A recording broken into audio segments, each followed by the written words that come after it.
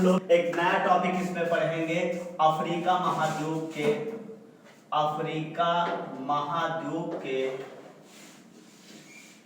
के पर्वत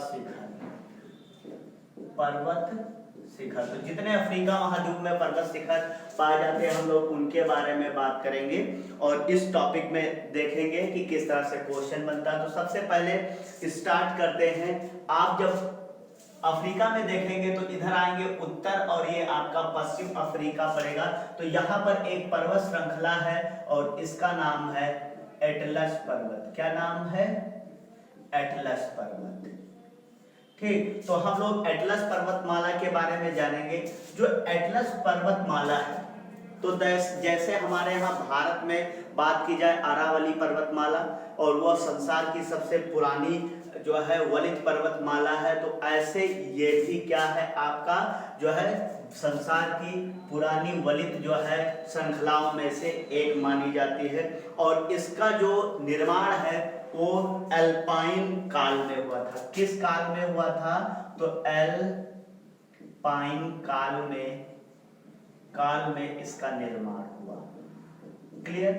अब देखेंगे, अगर बात किया जाए ये कहां पर स्थित है तो ये आपका आता है मोरक्को। ठीक, मोरक्को देश में ये फैला है, अल्जीरिया में फैला है। कहां फैला है? अल्जीरिया में। और तीसरा है ट्यूनीसिया। ठीक, तो ये 3 देशों में फैला हुआ है, यानी मोरक्को, अल्जीरिया और आपका ट्यूनीसिया। अगर जो मोरक्को की बात किया जाए तो मोरक्को संसार का ऐसा जो है, या अफ्रीका महाद्वीप का हम लोग कह सकते हैं, अफ्रीका महाद्वीप का एक ऐसा देश है जो उसके उत्तर में भूमध्य सागर और इसके पश्चिम में क्या है? अटलांटिक महासागर भरा हुआ। तो यह किन 2 सागरों से सीमा रेखा बनाता है? तो भूमध्य सागर से बनाता है और आपका किससे बनाता है? ये आपका बनाता है अटलांटिक महासागर। और अल्जीरिया की बात की जाए तो जो अल्जीरिया है, ये अल्जीरिया जो है अफ्रीका महाद्वीप का सबसे बड़ा देश है। अल्जीरिया क्या है? सबसे बड़ा देश है। अगर जो आपसे पूछा जाए अफ्रीका महाद्वीप का तो सबसे बड़ा जो है, जो ये आपका एटलस पर्वतमाला है, इसमें जो है अगर देखा जाए एटलस पर्वतमाला में एक जो है बर्बर जनजाति पाई जाती। जो एटलस पर्वतमाला है इसी में, यानी मोरक्को, अल्जीरिया और ट्यूनीसिया में कौन सी जनजाति पाई जाती है? बर्बर जनजाति पाई जाती है। इसलिए मोरक्को, अल्जीरिया और ट्यूनीसिया को बर्बर कंट्री भी कहा जाता है। क्या कहा जाता है? बर्बर देश भी कहा जाता है। बर्बर देश हम लोग कहते हैं मोरक्को और अल्जीरिया और ट्यूनीसिया को। और मोरक्को की अगर जो बात किया जाए तो यहाँ का एक था इब्न बतूता। क्या था? इब्न बतूता था। और वो आपको पता है कि जब 1332 के जब मोहम्मद बिन तुगलक का भारत प्रशासन तो यहीं से आया था ये, तो मोरक्को से इब्न बतूता भारत आया था और इसने एक किताब लिखी थी रेहला। इसका मतलब होता है सफरनामा। ये खूब पूछा जाता है कि इसके शासन काल में आया था, कहाँ का ये था जो है निवासी? तो इब्न बतूता कहाँ का था? मोरक्को का था। क्लियर है? चले आगे हम लोग बात करेंगे। ठीक, अगर जो बात की जाए तो इब्न बतूता के बारे में एक बहुत जो है फेमस जानकारी ये मिलती कि जो इब्न बतूता था ये जब भारत आया तो शायद अफ्रीका ये पूरा डेजर्ट जोन में था, तो वहाँ जूते वगैरह नहीं पहने जाते थे और भारत में चमड़े के जूते पहनने का रिवाज था। जब यहाँ आया तो इसने भी शौक में चमड़े के जूते ले कि यार हम महाराज के दरबार में बैठते सब जूते पहनते, मैं नहीं बैठता, तो ये भी। लेकिन वो जूते चमड़े वाले क्या है, थोड़ा टाइट अगर जो हो तो काटते बहुत हैं। ठीक, तो क्या है ये जब पहनता था तो वो इसको जूते बहुत काटते थे, तो ये हमेशा जूते हाथ में लिए रहता था और जब महाराज के वही दरबार में पहुंचे तो तुरंत पहन ले वहां पर। इसके बाद तो वही तभी शायद इसके ऊपर जो है गाना बना है ये कि इब्न बतूता और बगल में जूता पहने तो करता है चोर। क्लियर? तो देखेंगे, ये तो बात थी ऐसे कहावत है, लेकिन हम लोग बात करेंगे इसी में। तो अगर देखा जाए बात चल रही है किसके बारे में? एटलस पर्वतमाला की। अगर जो हम लोग बात करें एटलस पर्वतमाला में ही तो देखेंगे एटलस पर्वतमाला में जो है एक पड़ता है, इसकी अगर जो सबसे ऊंची चोटी देखी जाए तो कौन सा है? ये तुब्रकौल है। कौन सी है? तो तुब्रकौल सबसे ऊंची चोटी है। एटलस पर्वतमाला की अगर देखा जाए तो सबसे ऊंची चोटी कौन सी है? वो है आपका तुब्रकौल। और ये कहाँ पर है अगर देखा जाए तो ये मोरक्को देश में है। कहाँ पर है? मोरक्को देश में है। और इसकी जो ऊंचाई है वो है 4167 मीटर। तो अटलस पर्वतमाला की सबसे ऊंची चोटी कौन सी है? तुब्रकौल है। क्लियर है? इसके बाद देखेंगे इसकी एक और चोटी है अटलस मोरक्को में। मोरक्को में दूसरी इसी में एक चोटी आती है, इसका नाम है जेबेल आयाई। ये चोटी है। अगर देखा जाए जेबेल आयाई के बारे में, इसके बारे में ये जानकारी मिलती, ये सबसे ज्यादा जो है दाढ़ी वाले गिद्धों का निवास स्थान माना जाता है। क्या तो है? तो वही पूछा जाता है कि जो है अटलस पर्वतमाला की वह कौन सी चोटी है जो दाढ़ी वाले गिद्धों के निवास का प्रमुख स्थल है? तो जेबेल आयाई। क्लियर है बात? आगे हम लोग बात करेंगे जो एटलस पर्वतमाला है, यह एक जो है कॉर्डिलेरा माउंटेन। कैसा पर्वत है?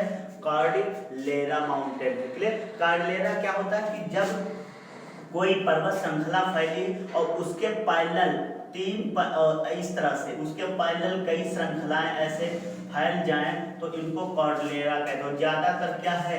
3 श्रृंखलाएं हो पैरेलल एक दूसरे को, तो उनको कॉर्डिलेरा कहते हैं। तो यह किस टाइप का है? तो कॉर्डिलेरा माउंटेन है। क्लियर है बात? तो अगर हम लोग बात करेंगे इसी में तो देखेंगे एटलस पर्वतमाला मोरक्को से लेकर ट्यूनीशिया तक फैला है। मोरक्को, अल्जीरिया और ट्यूनीशिया में जो है ये है। और इसके बाद देखा जाए इसकी सबसे ऊंची चोटी तुब्रकौल है। ठीक, और जो है इसकी दूसरी चोटी जेबेल आई है। ठीक, ये जो है आपका चोटी का, ये दोनों पर्वत चोटियां कहाँ पर हैं? तो मोरक्को में है। क्लियर? तो ये सारी जानकारी किसके बारे में थी? और यह एक क्या है? नबी, इसका निर्माण एपेनाइन काल में हुआ था। और ये भी क्या है? एक जो है पुरानी वलित श्रृंखला है, आप कह सकते हैं। तो अवशिष्ट या रेसिडुअल कह सकते हैं। इसकी भी तुलना किससे करते हैं? अरावली से करते हैं भारत में। चले आगे हम लोग बात करेंगे इसी में। दूसरी यहाँ पर एक आती है श्रृंखला, ये है आपका किलिमंजारो। दूसरी चोटी कौन सी है?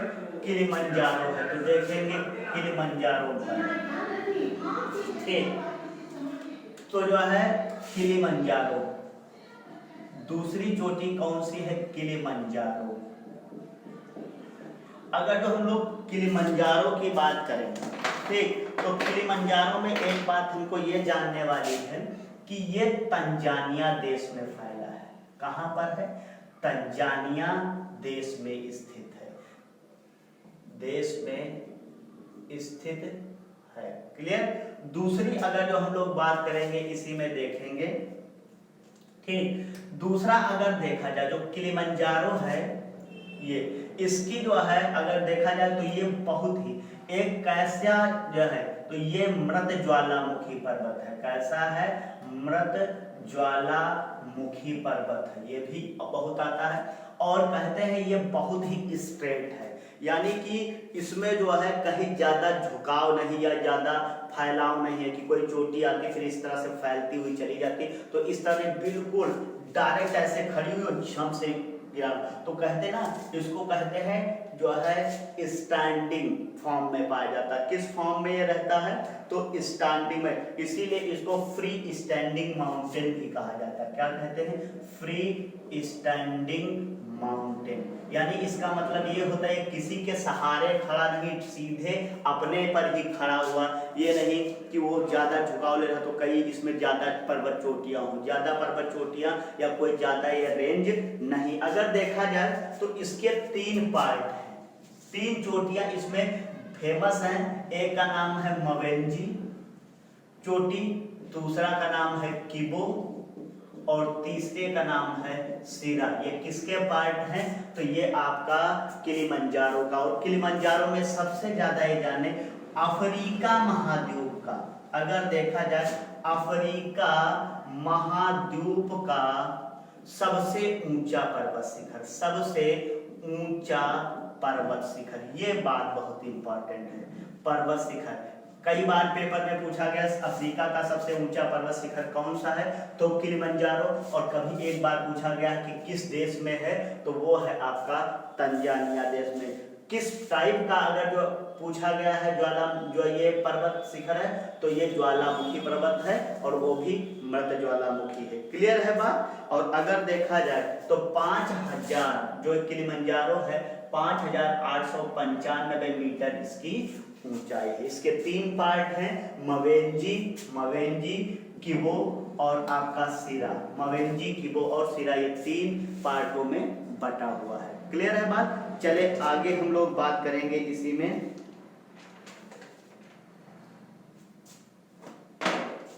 अगला आपका अगर जो पर्वत श्रृंखला इसी में देखा जाए, अब एक एक पर्वत श्रृंखला अगर देखा जाए, जब आप आएंगे तो इधर एक किलिमंजारो के उत्तर में अगर देखा जाए तो जो है एक पर्वत एक देश पड़ता है, उसका नाम है युगांडा। केन्या और केन्या का पड़ोसी है और इसी युगांडा में एक पर्वत चोटी है, इसका नाम है रामनजारो। कौन सी है पर्वत चोटी अगर देखा जाए? रामनजारो। क्या नाम है? रामनजारो पर्वत। ठीक, इसके बारे में तीसरा अगर हम लोग रामनजारो के बात करें तो ये कहां पर है? तो युगांडा देश में है। युगांडा देश में है। अगर बात किया जाए सबसे पहले युगांडा देश में ही एड्स रोग की खोज की गई, सबसे ज्यादा पेशेंट यहीं पर, इसलिए युगांडा को जो है एड्स राजधानी भी कहा जाता है। क्लियर है। चले हम लोग देखेंगे इसी में, तो जो आप अभी पढ़ रहे थे ये रामनजारो पर्वत शिखर, इसके बारे में देखेंगे। इसको चांद वाले पर्वत की संज्ञा दी जाती है। किसकी संज्ञा दी जाती है? चांद का पर्वत कहा जाता है। क्या कहा जाता है? चांद का पर्वत। चांद का पर्वत। क्लियर। क्योंकि इसका स्ट्रक्चर कुछ इसी चांद टाइप में है। और दूसरा है अगर देखा जाए जो चांद पर कुछ जैसे रॉक मिली हुई हैं, चट्टानें मिली हैं, उनके जो उसमें धात्विक गुण मिलते हैं वो भी इसी से मिलती, इसलिए इसको चांद के का पर्वत की संज्ञा दी जाती है रामनजारो की। कहां पर है? आपका युगांडा में है। क्लियर। आगे हम लोग इसी में बात करेंगे, देखेंगे। चौथा जो माउंटेन है अफ्रीका महाद्वीप का वो है आपका मितंबा। कौन सा है? मितंबा पर्वत। मितंबा पर्वत। ठीक, मितंबा पर्वत की अगर बात की जाए, ठीक, तो ये आप पढ़िए किस देश में है? कांगो जारे में है। किस में है? कांगो जारे में देश है। लेकिन इसी को डेमोक्रेटिक रिपब्लिकन ऑफ कांगो कहते हैं, DRC कहा जाता है। तो पर कांगो को आप क्या कहते हैं? तो लोकतांत्रिक गणराज्य कहते हैं। तो अगर जो मितंबा पर्वत की सिचुएशन आपसे पूछी जाए किस जो है देश में है, तो कांगो जारे में। इसकी अगर हम लोग देखेंगे तो 2 इसमें चोटियां फेमस है। एक का नाम है माउंट काहुजो, दूसरी है माउंट बिएगा। कौन सी है? माउंट बिएगा। ठीक, ये 2 चोटियां हैं और सबसे ऊंची चोटी कौन सी है? तो माउंट काहुजो है। कौन सी है? माउंट काहुजो। ये है 3308 इसकी मीटर है। तो पूछा जाए कि जो है आपका मितंबा की सबसे ऊंची चोटी कौन सी है, तो आपका आंसर क्या हो जाएगा? माउंट काहुजो हो जाएगा। मितंबा की सबसे ऊंची चोटी माउंट काहुजो। क्लियर। तो हम लोगों ने इसके बारे में पढ़ा। आगे हम लोग देखेंगे इसी का एक पड़ोसी पर्वत है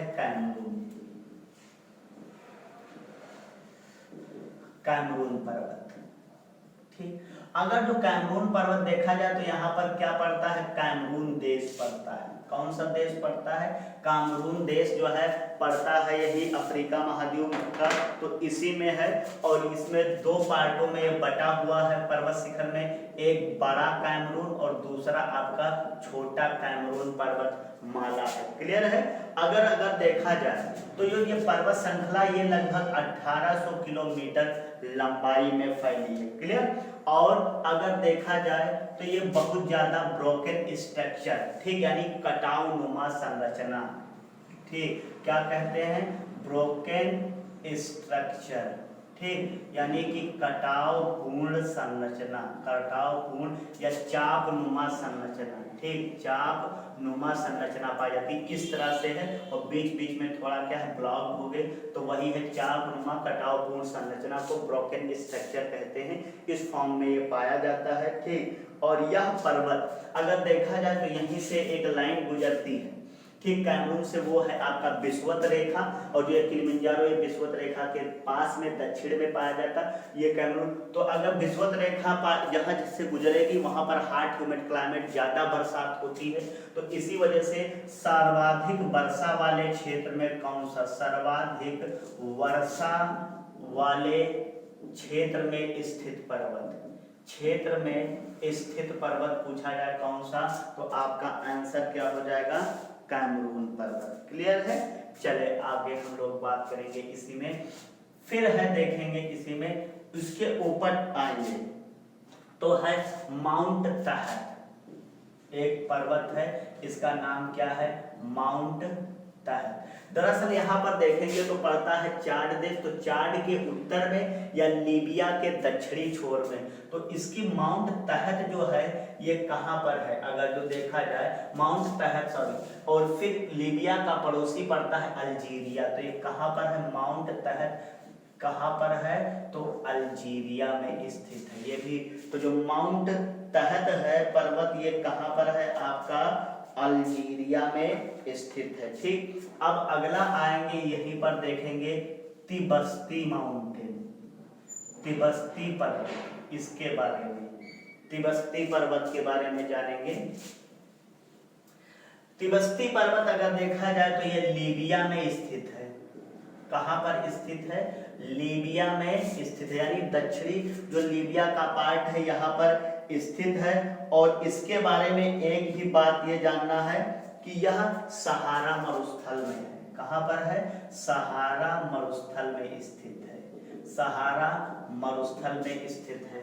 दूसरी अगर जो हम लोग बात करें इसी के बारे में, तो इसकी सबसे ऊंची चोटी एमी कोसी है। ठीक, इसकी सबसे ऊंची, अगर जो तिबस्ती पर्वतमाला की सबसे ऊंची चोटी की बात की जाए, ऊंची चोटी की, तो वो है आपका एमी कोसी। कौन सी है, एमी कोसी, इसकी सबसे ऊंची चोटी है। क्लियर।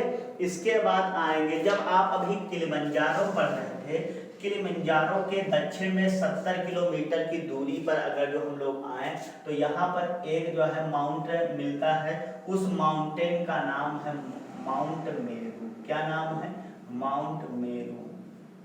मेरू का मतलब ही होता है पर्वत या जुड़ाव होता है, तो माउंट मेरू के बारे में जानेंगे। तंजानिया देश में स्थित है। ठीक, कहाँ पर पाया जाता है, तंजानिया, तंजानिया में स्थित है। ये एक तो पॉइंट ये हो गया। दूसरा अगर देखा जाए ये किस प्रकार का जो है पर्वत है, तो ये सुसुप्त ज्वालामुखी पर्वत है। किस प्रकार का है, सुसुप्त ज्वालामुखी पर्वत है। क्लियर है बात। अब लास्ट में हम लोग एक और माउंटेन देखेंगे, ये है ड्रैकन्स पर्वत। ठीक, अगर बात किया जाए तो जो है ड्रैकन्स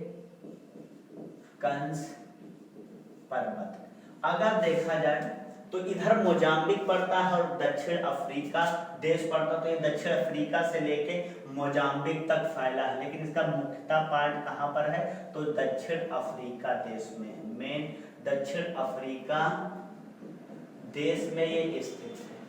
ठीक, ड्रैकन्स पर्वत अगर जो हम लोग देखेंगे तो इसकी कुल लंबाई 1290 किलोमीटर है। अगर इस पर्वतमाला के बारे में देखा जाए तो इसकी जो सबसे ऊंची चोटी है, सबसे ऊंची चोटी, सबसे ऊंची चोटी, इसका नाम है एंटलेयाना। एंटलेयाना सबसे ऊंची इसकी चोटी है। क्लियर। तो ड्रैकन्स पर्वत की सबसे ऊंची चोटी कौन सी है, एंटलेयाना। ठीक, 3482 मीटर इसकी हाइट है। क्लियर। अगर देखा जाए ये भी किस प्रकार का है, तो ब्लॉक्ड माउंटेन में आता है ये। और एक बात और जानेंगे कि इसी में अगर देखा जाए जो ये पर्वत माला है, ड्रैगन्स, इससे एक नदी निकलती है लिम्पोपो। कौन सी नदी निकलती है? लिम्पोपो नदी निकलती है। और इसी में जोहान्सबर्ग पाया जाता है। कौन सा शहर है? तो इसी में जोहान्सबर्ग की खान है। और जो ये जोहान्सबर्ग की खान ये किसके उत्पादन के लिए? सोने की। तो ये जो है अगर देखा जाए ड्रैगन्स पर्वत, तो ये खनिज तत्वों के लिए जाना जाता है, खनिज तत्वों के उत्पादन के लिए जाना जाता है। क्लियर? तो जैसे इसमें अभ्रक और ये आपका जो है सोने और ये हीरे जवाहर, इन सब चीजों के लिए ये ड्रैगन्स पर्वत दक्षिण अफ्रीका में ये स्थित है। क्लियर है? तो अभी हम लोग जो पढ़ रहे थे वो सब पढ़ रहे थे किसके बारे में? जो है अफ्रीका महाद्वीप के पर्वत शिखर के बारे में। क्लियर है बात? आप लोग इस वीडियो को लाइक और शेयर कर दें ताकि ज़्यादा से ज़्यादा बस आपके जो है एग्जाम में ऐसे ही पर्वत श्रृंखला, उनकी स्थिति, पोजीशन और चोटी पूछा जाता, वो सारी जानकारी हम लोगों ने अर्जित की। धन्यवाद।